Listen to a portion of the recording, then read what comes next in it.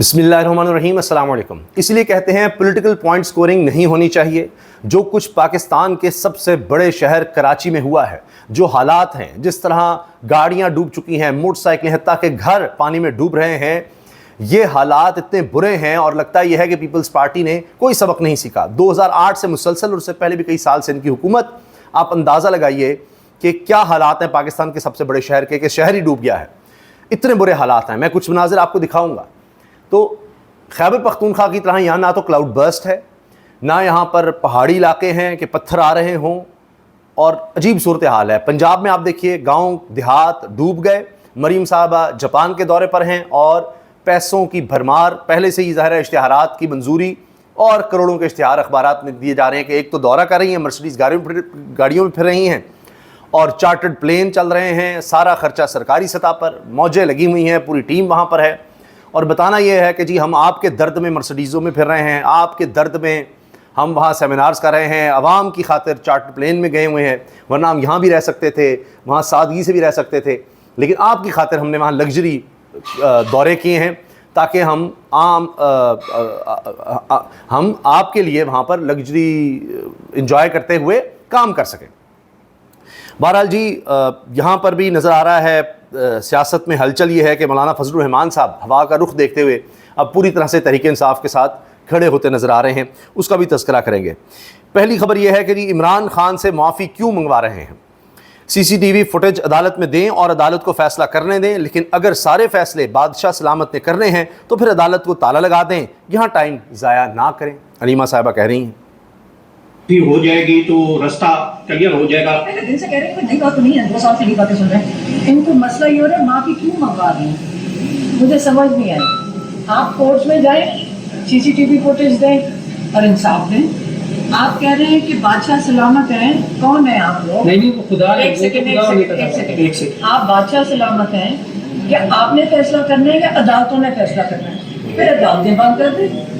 अगर CCTV footage का कोई एविडेंस, जायज एविडेंस आप नहीं कबूल करते तो फिर ये दरवाजे को बंद कर देना, किसी को तो टाइम ना जाएगा, टैक्सपेयर का खर्चा होगा। ताले लगा दें अगर फैसले बादशाह सलामत नहीं करने हैं तो। इमरान खान ने वाज़े तौर पर कहा था कि आपने बाई इलेक्शन में हिस्सा नहीं लेना। इन्होंने गैर कानूनी तौर पर हमारे लोगों को नाअहल किया, 10-10 साल सज़ाएँ दी हैं। अब इसमें मामला ये है कि पार्टी के बहुत से लोग चाहते हैं कि ज़िमनी इलेक्शंस में हिस्सा लिया जाए। तहरीक इंसाफ के कुछ लोगों को नाअहल किया है और हमें सियासी एक्टिविटी का मौका मिलेगा। इसमें तो कोई दो राय नहीं है, सबको पता है फॉर्म 47 ही चलेगा, बल्कि अब तो फॉर्म 45 में ही वारदात हो जाएगी। तो किसी सूरत तहरीक इंसाफ को जीतने तो देना नहीं है, इसमें तो कोई दो राय नहीं। लेकिन कहते हैं कि चले पॉलिटिकल एक्टिविटी का तो मौका मिलेगा। दूसरी राय है पॉलिटिकल एक्टिविटी अपनी जगह, मगर वही छापे, गिरफ्तारियाँ होंगी, लोगों का घर कारोबार तबाह बर्बाद किया जाएगा, गिरफ्तार किया जाएगा, लापता किया जाएगा, मसाइल खड़े होंगे। तो पहले हमने जो साबित करना था कर दिया, फरवरी इलेक्शंस 2024 जीत कर, उसके बाद पार्लियामेंट का हिस्सा बनकर भी निज़ाम को एक्सपोज किया। अब ये भी ये करके देखते हैं कि हम बाइकआउट करेंगे और लोगों की दिलचस्पी फिर किस तरह बढ़ाएंगे, ज़बरदस्ती कितने लोगों को ले आएंगे और इनको लेजिटिमेसी नहीं मिलेगी। एक स्टांड से भी करके देख लें तो इमरान खान लगता है कि अभी तक अपने मौके पर कायम है और लीडरशिप की उस तरह मुलाकातें नहीं हो पा रही। वरना कुछ लोग ये समझते हैं कि इमरान खान से मुलाकातें हों तो उनको हम मना लेंगे कि ज़िमनी इलेक्शंस में हमें हिस्सा लेने दिया जाए। तो देखते हैं इस पर क्या होता है। लेकिन अभी तक तो यह है कि जी इस निज़ाम को हमने लेजिटिमेसी नहीं देनी। अब पहले भी हम निज़ाम में मौजूद हैं पार्लियामेंट के थ्रू, और देख लें क्या हाल हो रहा है। इलेक्शंस यहाँ पर ज़िमनी इलेक्शंस में हिस्सा लेने से कोई फ़र्क नहीं पड़ने वाला। जीत भी जाएँ तब भी कोई नंबर में गेम में नहीं फ़र्क पड़ेगा। 2/3 अक्सरियत इस मौजूदा सेटअप को दे दी गई है जो मुसल्लत किए गए हैं, तो वो कोई फ़र्क नहीं पड़ेगा। अगर वो सारी और भी सीटें ले जाते हैं तो पहले भी उन्होंने अगर कोई तरमीम करनी है, 27वीं तरमीम, 28वीं, 127वीं, 100 की 100 वो कर जाएँ, उससे क्या फ़र्क पड़ता है। उन्होंने कौन सा कोई आवाम के हवाले से काम करना है। ये वीडियो जी वायरल है। हाविद मीर साहब खुद गए हैं सैलाबज़दा इलाकों में और वहाँ उन्होंने एक अजीब ये मोजज़ाती तौर पर मस्जिद का मामला दिखाया है। बुनेर के तबाहशुदा गाँव में मोजज़ाती तौर पर मस्जिद इमाम बुखारी तबाही से बच गई। मस्जिद की इमारत सैलाबी रैली के रास्ते में थी, लेकिन मस्जिद की इमारत को कोई बड़ा नुकसान नहीं पहुंचा। मस्जिद के अंदर से मिट्टी और कीचड़ निकाला जा रहा है। तबाही के ऐनी शाहिदी ने बताया कि सैलाबी रैला बड़े बड़े पत्थरों से भरा था। अब ये वीडियो में मस्जिद भी आप देख सकते हैं। आपको इस तबाहशुदा गाँव की एक मस्जिद नजर आ रही है। मस्जिद का मीनार भी ठीक है, मस्जिद की जो इमारत है वो भी आपको महफूज नजर आ रही है। छोटी सी मस्जिद है। एक घर है वो भी आपको महफूज नजर आ रहा है। तो यहाँ पर एक जो यहाँ के रहने वाले स्कूल टीचर हैं और जो इस दुबई के एनी शाहिद भी हैं, उनसे बात करते हैं। अस्सलाम वालेकुम। आपका नाम? अब आप ये देखिए कि बाकी सारा गांव, सारा इलाका मलिया मिट हो गया और ये इमाम बुखारी रहमतुल्लाह अलैह के नाम पर ये मस्जिद बनाई गई और एनी शाहिद भी बता रहे हैं उस मस्जिद के हवाले से। अच्छा अहमद जावेद साहब, आपका घर कहाँ? ये मेरा घर है सामने वाला। तो ये जो मस्जिद है ये बिल्कुल हमें महफूज नजर आ रही है, ये बच गई। ये मस्जिद बिल्कुल महफूज है, ये मस्जिद महफूज है। यहाँ पे सब कुछ तबाह हो गया लेकिन मस्जिद महफूज है। मस्जिद महफूज है और एक साथ इस तरह के जो 4-5 घराने वो भी महफूज है। ये बताइए कि ये सारी तबाही आपने अपनी आंखों से? मैंने अपनी आंखों से देखी। मैं ड्यूटी के लिए जा रहा था इस सड़क पे, ये नदी एक साइड पे था, दूसरी साइड पे सड़क। मेरे साथ 2 और साथी थे।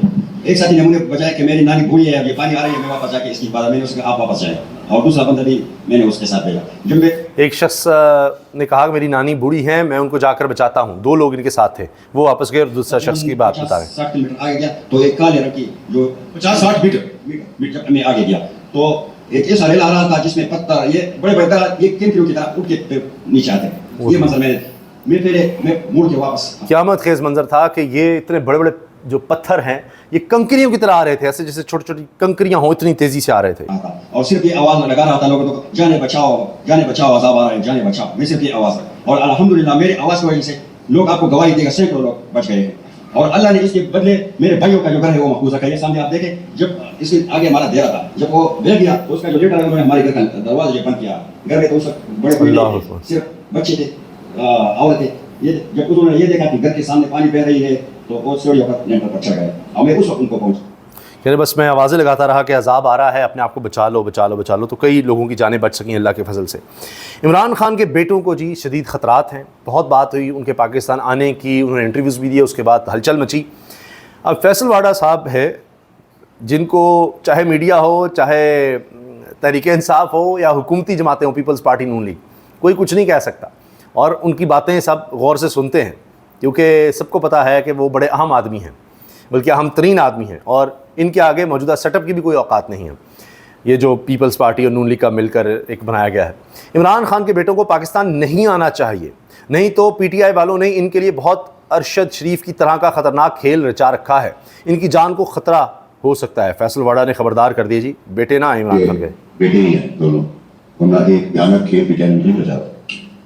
कासिम सुलेमान के हवाले से किस तरह का भयानक खेल? जैसे शहीद अल्लाह ना करे सर। मैं तो आपको सारी बातें कह रहा हूँ, क्योंकि मैं PTI का कोर्ट कर सकता हूँ। मेरी आज भी PTI वालों से बहुत सारे साथ अच्छा, मैं अपनी दोस्ती उन करता हूँ और उनका ख्याल भी रखता हूँ, जिनका रख सकता हूँ, ठीक है। और उसमें मैंने जैसे आज आप नाम ले लें, फवाद का ले लें या जुल्फी का ले लें, इतनी उनका आपकी तूफान आ जाए, लेकिन मैं भी मैं दोस्त नहीं तो कह रहे हैं मैं फवाद चौधरी या जुल्फी बुखारी या ऐसे कुछ लोग हैं जिनका बड़ा ख्याल रखता हूँ आज भी पीपल्स पार्टी PTI के हवाले से एक्स के ऊपर पैगाम छोड़ा है कि ये जो आर्टिकल लिखा है इसमें डायरेक्ट थ्रेट है इमरान खान की जिंदगी को, जो आप कह रहे हैं कि उनका अपनी बात है किसी तरफ से आ रही है वो पढ़ लीजिएगा, आपको क्लैरिटी होगी। क्योंकि मैंने सवाल ये पूछा था बट यू ऑब्वियसली आपको ये याद नहीं रहा कि मैंने 1 साल पहले जब आपको कहा था कि PTI वालों से इमरान खान साहब की जान को खतरा है, तो वो आप भूली याद रखें ना। सब कुछ याद है। कह रही है सुहेल वड़ाई साहब ने भी इस तरह की बातें की, इमरान खान की जान को खतरा हो सकता है। उन्होंने भुट्टो का हवाला दिया, वो तारा मसीह का हवाला दिया और इस तरह की बातें की। तो कहते हैं मैंने तो पहले से कह रहा हूँ इमरान खान की जान को खतरा है। आपका मगर मेरा ना बहुत हार्ट बीट तेज हो गई है सर, वो मासूम बच्चे, हर एक बच्चे मासूम हो हमारी जानकारी है। तो आप कह रहे हैं कि दे लाइफ उनकी जिंदगी को खतरा हो सकता है। नहीं, PTI इस डेस्परेशन में भी इमरान खान के साथ खेल खेली 100%। अगर मुझसे पूछा जाता तो मैं 100% इमरान खान के बच्चों को खतरा हो सकता है, जो हालात हैं जो PTI कर रही है। मैसेज कभी नहीं कर देता कासिम सुलेमान को, because I love them, I own them as children, as kids of Khan Sahab. किसी ने बचाओ, मैं दुश्मनों को भी ना बचाऊं, लेकिन PTI के अंदर आप कुछ नहीं एक्सपेक्ट कर सकते। इतनी फ्रस्ट्रेशन है, इतनी डेस्परेशन है PTI में, इतनी फ्रस्ट्रेशन है कि कुछ भी हो सकता है, कुछ भी आप एक्सपेक्ट कर सकते हैं। ये हालात है जी। मौलाना फजलुर रहमान साहब के हवाले से खबर है, JUI और PTI के दरमियान राब्ते दोबारा बहाल हो गए। 1 हफ्ते में PTI वफूद की मौलाना फजलुर रहमान से 2 तवील मुलाकातें, अपोजिशन लीडर की तैनाती पर मुशावरत। अपोजिशन लीडर PTI का हक है ऐसा शख्स हो जो अपोजिशन को मुत्तहिद और मुतहरिक रखे, मौलाना फजलुर रहमान साहब ये कह रहे हैं। अब कुछ मनाज़र मैं आपको कराची के दिखाना चाहता हूँ, सिर्फ थोड़े से, और उससे आपको अंदाज़ा हो जाएगा कि क्या हालात है। ये आप देखिए, ये आप देखें, ये कराची है जी, पाकिस्तान का सबसे बड़ा शहर, अंदाज़ा लगा लीजिए। ये मेन शाहराहों का हाल है, ये देखिए आप, ये देखिए, देख रहे हैं, ये मेन शाहराहें हैं जो मुकम्मल तौर पर डूब चुकी हैं। इस तरह के हालात नज़र आ रहे हैं कराची में। ये देखिए आप, ये एक और तस्वीर, पूरी तरह से गाड़ी आपको नज़र आएगा कि डूबी हुई है, कई कुछ लोग धक्का लगा रहे हैं। देखिए कहाँ तक पानी आ चुका है।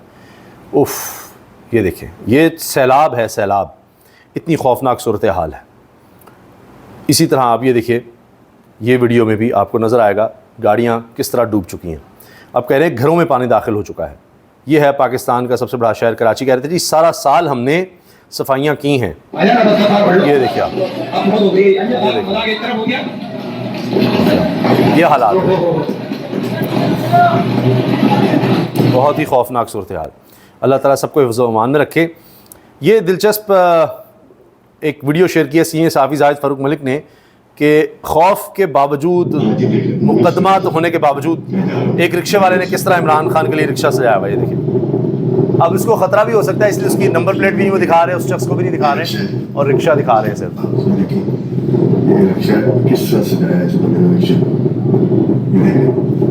ये देखिए, तो ये जी कुछ हालात हैं कि लोग जानते हुए भी कि मुकदमा हो जाएगा, सिर्फ झंडा भी नज़र आ जाए तो फाड़ दिया जाता है, दहशतगर्दी के मुकदमे बन जाते हैं, फिर भी बाज नहीं आ रहे। और ये देखें रिक्शे को किस तरह से सजाया हुआ है। इजाज़त दीजिए, अल्लाह हाफ़िज़।